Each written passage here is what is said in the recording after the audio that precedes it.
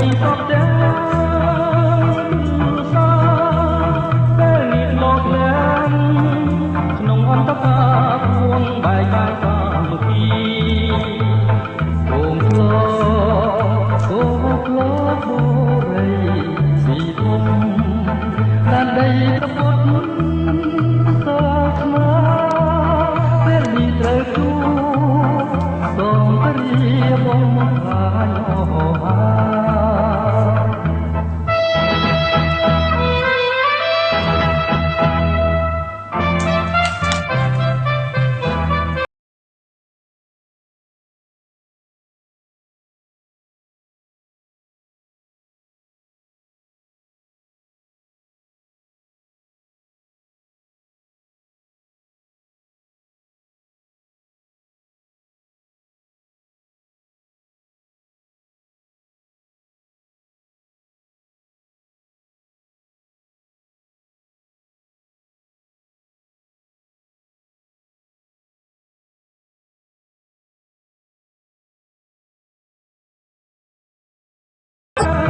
ចាប់ទាំងកូនប្រពន្ធបំផ្លាញដីប្រែបំបាត់ទាំងពូជទាំងនាម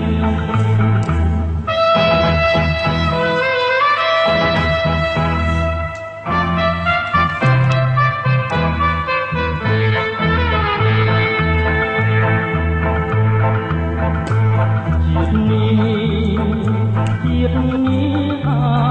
ផងរួមនៅមិនគំទឹកស្នាញរហ័សមានអើមានម៉ាគេគំរាមខ្ញុំទុំសងជៀនរូបសាយ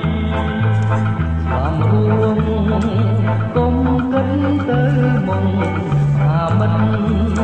លើកដាច់ឡើយសូមឡាយទុនក្បន់ចង្រៃវាយរកជ័យដើម្បីជាតិមានយើង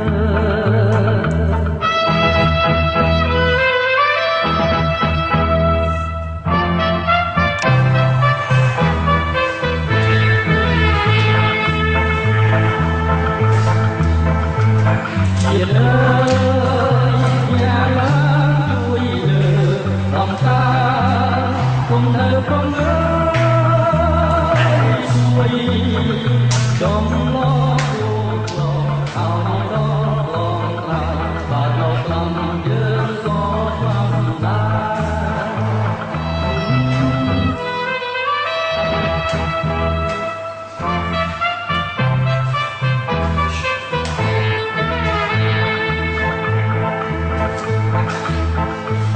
គោក្លោបូរីរមមានឈ្មោះល្បីសពដែរ